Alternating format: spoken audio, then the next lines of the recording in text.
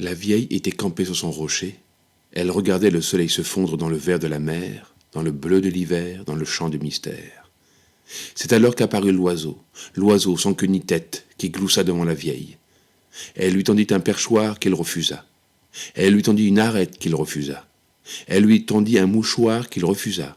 Elle lui tendit une méduse qu'il refusa. Elle lui tendit des poissons dorés qu'il refusa. Elle lui tendit un escargot encapuchonné qu'il refusa. Elle lui tendit des gouttes de pluie inertes qu'il refusa. Il refusa tant et tant qu'à la fin, elle ne lui tendit plus rien. Alors, elle s'assit dans une retenue d'eau de mer qui végétait. Il y passa 3 canards et un petit bonhomme tout vert, de longs bras sans épaules et des gâteaux à la crème, des nez de Cyrano et des bagouzes empilées, des yeux fixant l'immensité et un cœur pour surveiller tout ça.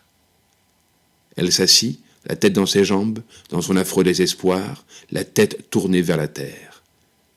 Alors, grondant, s'époussetant, se gonflant du jabot, crachant du feu comme s'il en avait, l'oiseau mit à mal la cage dans laquelle il était enfermé, et tendit à la vieille une plume qu'elle accepta. Cela fit qu'elle se mit à voir tout à l'envers, et que cela lui plut.